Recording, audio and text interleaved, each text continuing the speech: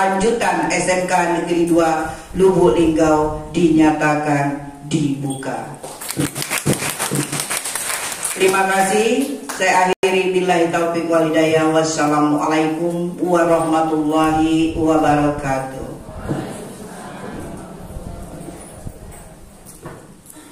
Bapak Ibu hadirin berbahagia, sebelum kita masuk ke acara inti kita pada pagi hari ini, kita foto bersama terlebih dahulu dengan narasumber kita. Kami mohon kesediaannya kepada Ibu dan Bapak. Gak ada yang tanya balik gimana kabarnya saya?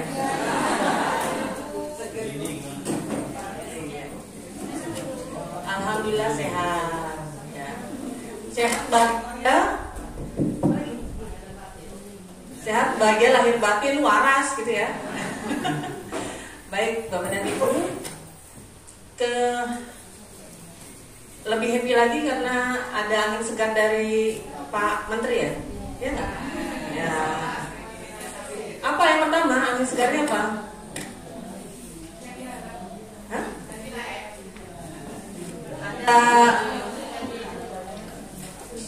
Ada kenaikan gitu ya. Dipikirkan kenaikan, dipikirkan kesejahteraan guru, baik yang apa, AMS, ASN dan ya, alhamdulillah. Apa lagi? Kenapa?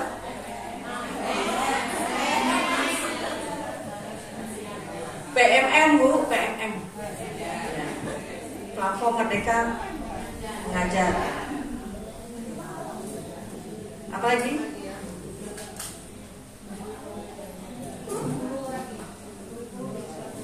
Administrasi, ya administrasi dikurangi gitu kan. Ya.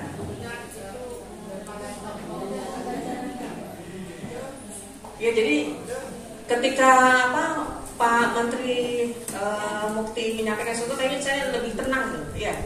Cara menyampaikan itu lebih kalem, lebih oke. Ya.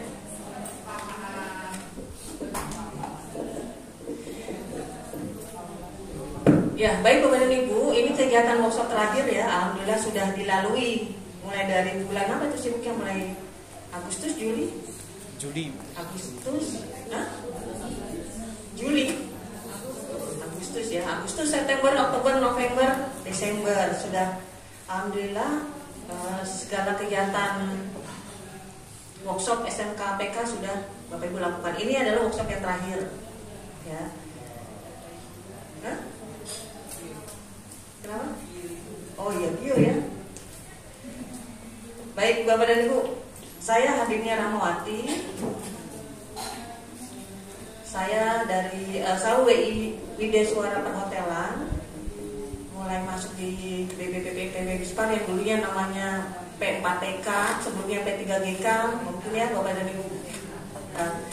Yang ini miknya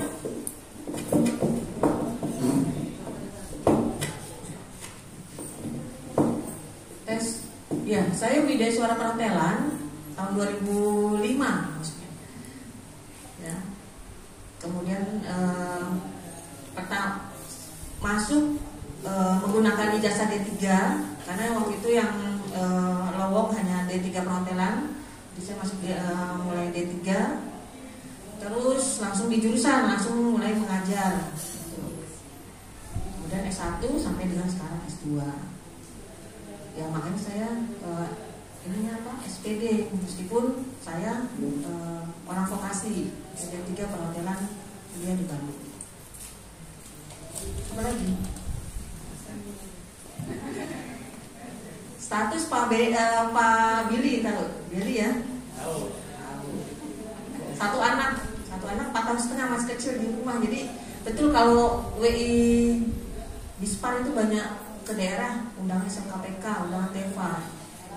Jadi kadang-kadang kami mikir-mikir, undang terus ya gitu. Capek gitu.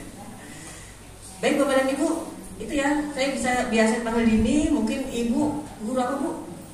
Bu Sana sudah sering kali ke Bispar ya? Ketemu WI Widya Suara Bispar ya? Ada siapa di sana? Bu Catri ya, masih Catri, Bu Bintang, banyak ya, udah suara senior ya. Di sana bisa. Itu saja Bapak dan Ibu, ini panggilan saya Dini ya. Ada? Ya, Bu Dini juga ya. Ya.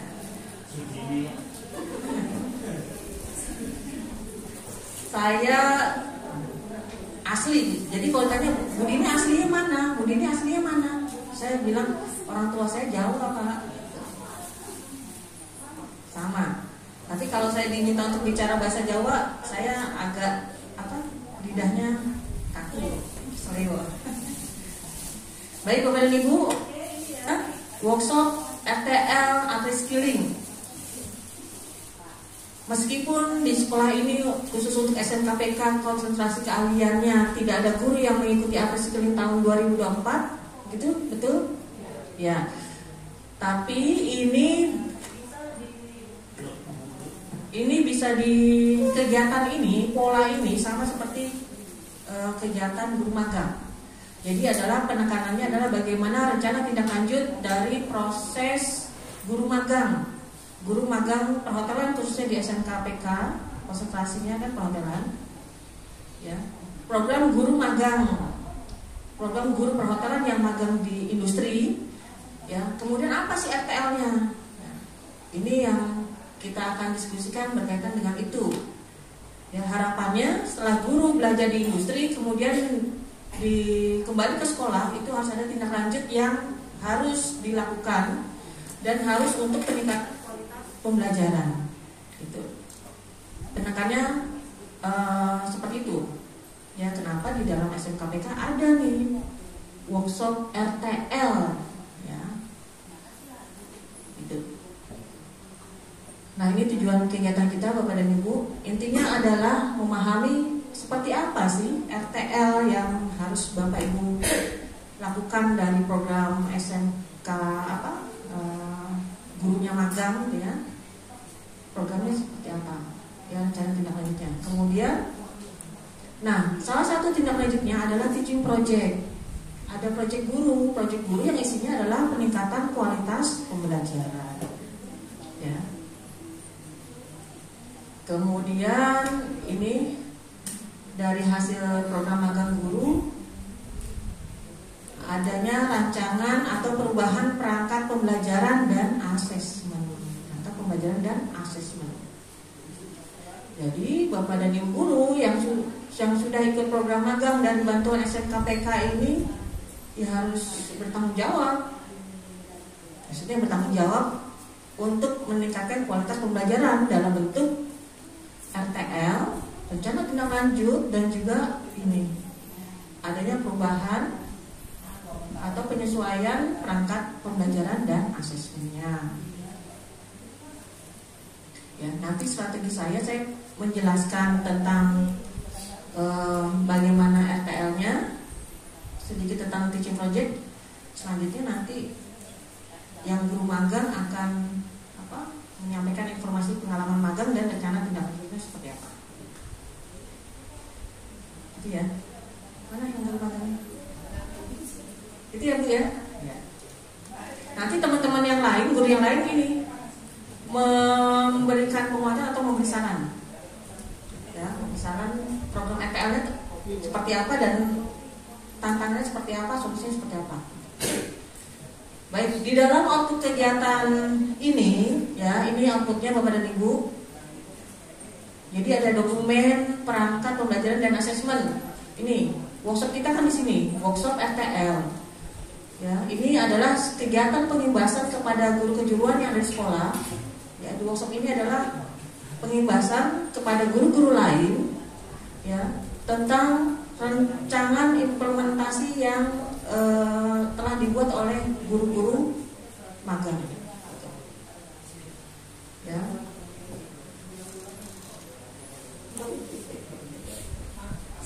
Oke.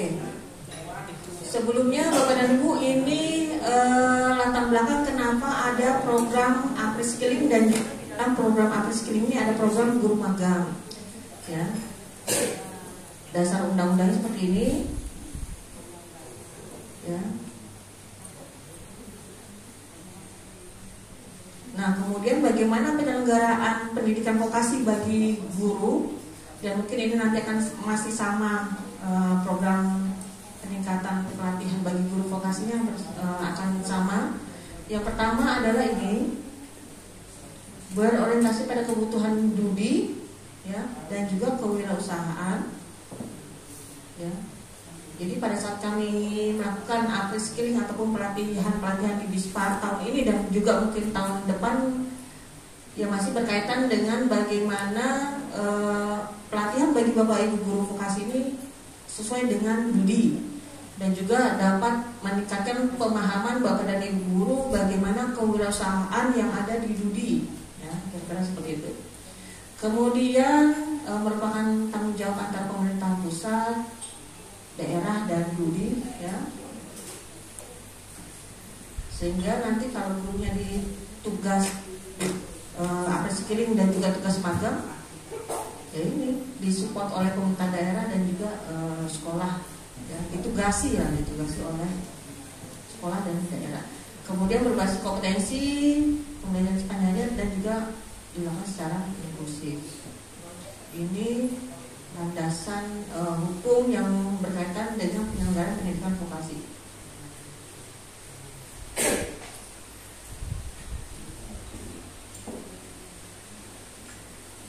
SMK yang berkualitas, Bapak dan Ibu, SMK dikatakan berkualitas dan juga selaras dengan rapor pendidikan. Jadi kalau rapor pendidikannya baik, itu merupakan gambaran bahwa SMK ini berkualitas. Rapor pendidikan baik, ya, di antaranya ini ada 4 komponen. Yang pertama, pembelajaran berbasis dunia kerja dan berpusat pada murid, ya. Kemudian Bapak dan Ibu gurunya reflektif, gemar belajar dan berbagi, dan kolaborasi ini salah satu yang nanti akan Bapak Ibu praktis atau lakukan di kegiatan ini, ya, berbagi dan berkolaborasi. Kemudian iklim sekolah yang aman, kemudian inklusif dan seterusnya, dan penerapan budaya kerja dan layanan pendidikan. Ini kepemimpinan sekolah berjiwa wirausaha dan berupaya untuk memberikan layanan berkelanjutan.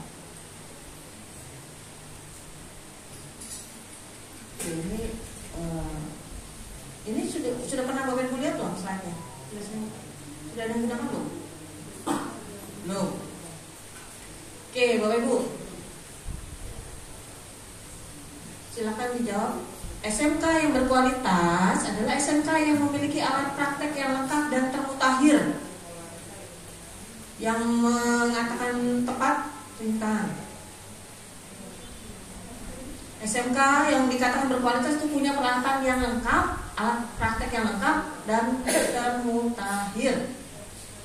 Setuju? Setuju. Ada yang tidak setuju?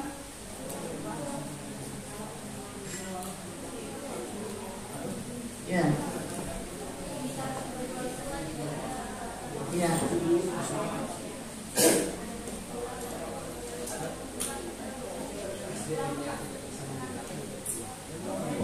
Tidak tepat, ya, tidak tepat. Kenapa? Karena memiliki sarana-prasarana yang lengkap dan mutakhir bukan jaminan pembelajarannya baik. Apa jaminan lainnya atau hal lainnya apa? SDM, ya. Ini betul. Jadi kalau alat laundrynya mutakhir tapi gurunya nggak bisa gunakan. Apa contohnya? Kalau itu kan contoh alat yang nggak bisa digunakan di perhotelan. Kalau yang di busana apa? Ada nggak, Bu? Ya. Ada mesin bordir tapi belum bisa mengaplikasikan. Karena aplikasi juga belum ada. Ada lagi yang kuliner? Nggak ada ya?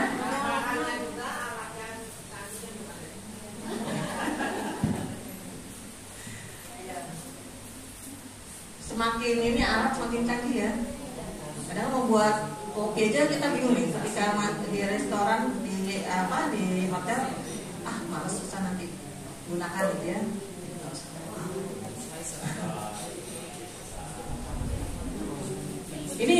Ini jawabannya harus apa nih? SMK mengembangkan kurikulum satuan pendidikan sesuai kebutuhan belajar murid berbasis dunia kerja serta selaras dengan kurikulum nasional.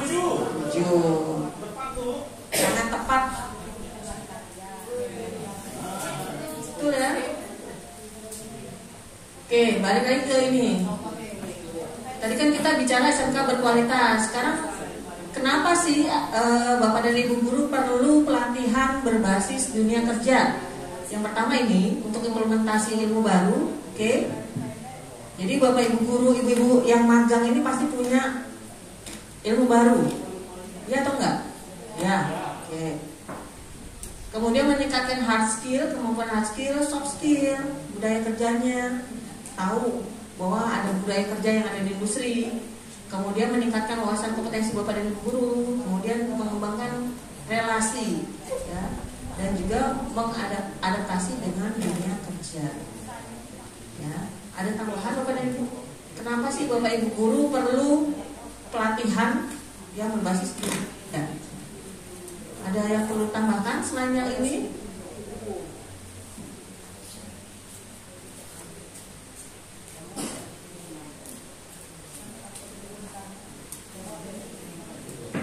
Soft skill yang Bapak Ibu punya setelah belajar dari industri apa? Ada yang peningkatan apa? Soft skill.